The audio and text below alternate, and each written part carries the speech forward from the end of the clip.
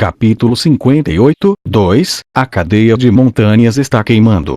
O Rei da Escória, 71 rank, Dantalha, Calendário Imperial. 0103-1506 Montanhas Negras, Desfiladeiro. 20 bruxas foram e 12 voltaram. Todas as 12 estavam com tórax perfurado e com hemorragias. Eu não consegui ver a Umbaba entre elas. Sentindo-me miserável, não consegui perguntar onde ela estava. Eu só pude perguntar se elas conseguiam continuar lutando. Se as bruxas dissessem que seria difícil, então eu planejava tirá-las da batalha. Vocês conseguem voar novamente? Nós pagaremos a gentileza de nosso mestre com nossas vidas. As bruxas se ajoelharam na neve com seus corpos ensanguentados. Nos locais onde o sangue pingava, buracos eram perfurados na neve. Olhando para aqueles buracos vermelhos, eu jurei. Custe o que custar, eu vencerei esta batalha. Apesar das nossas forças possuírem 50 bruxas, eu enviei 20 propositadamente para atrair o inimigo. As 20 bruxas aceitaram esta ordem irracional sem uma palavra de reclamação. E também sem dizer uma só palavra, 8 delas caíram para a morte. O que as 8 garotas pensaram enquanto sentiam o vento do inverno pela última vez? O quão solitárias elas devem ter se sentido enquanto caíam abandonadas no abismo infinitamente sombrio. Eu sequer ousava tentar imaginar esse sentimento. Elas morreram por mim. Silenciosamente, eu comandei os capitães. Façam bom uso das cercas de madeira. Os inimigos vão posicionar a cavalaria na frente e avançar contra nossas forças. Estaremos acabados se vocês perderem essas cercas. Os lanceiros protegerão os besteiros, e os besteiros vão confiar nos lanceiros. Confiem uns nos outros e ajudem uns aos outros. Os capitães repetiram as ordens e correram para as linhas de frente. Ao longe, o som de cascos reverberou e sacudiu o solo. Conforme os cascos levantavam nuvens de neve do solo, a cavalaria inimiga se aproximava. Nesta noite escura, as suas silhuetas não podiam ser enxergadas detalhadamente, então na verdade elas pareciam ser uma grande massa, como uma única sombra gigantesca. Em meio às sombras estava misturado o som alto de trombetas. Cascos, nuvens de neve e trombetas estavam misturadas caoticamente, fazendo parecer que o que se aproximava não eram 1000, mas sim 10.000 pessoas. Soem as trombetas. Nossos trombeteiros assopraram seus instrumentos.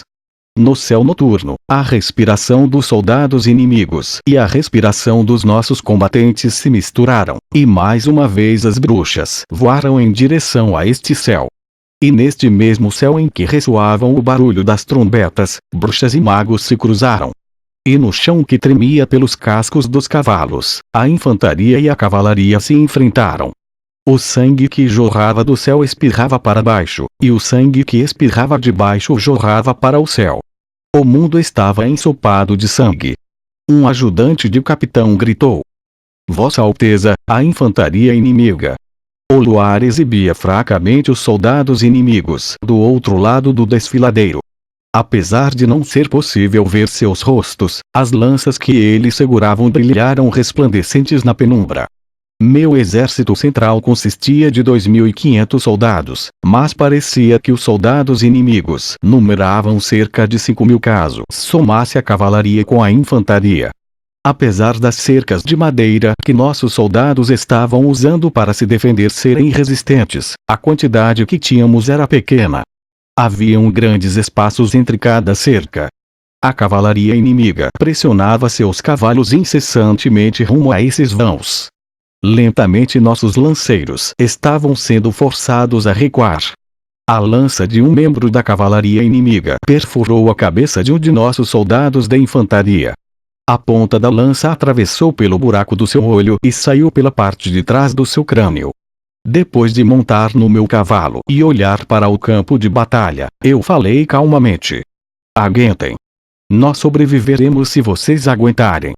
Se vocês cederem, então todos nós morreremos. A minha falta de força me fez sentir um gosto amargo na boca. Nesta noite sombria, todos os soldados estavam verdadeiramente sozinhos. Por conta própria, nossos soldados conseguiram lidar com as sombras inimigas que vinha como uma enchente.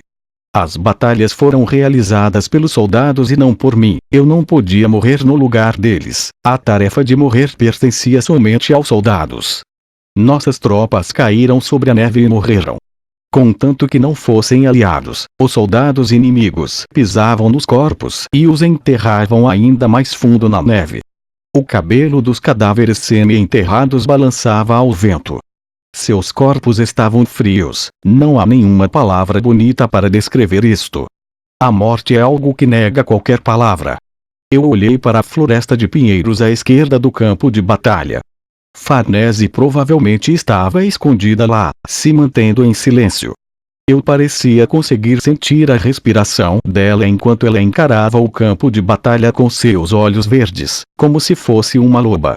Se eu cairia primeiro, se os soldados inimigos conseguiriam quebrar nossas defesas primeiro, ou se Farnese conseguiria cercar os inimigos pelas costas primeiro, eu não conseguia imaginar como tudo isto iria acabar.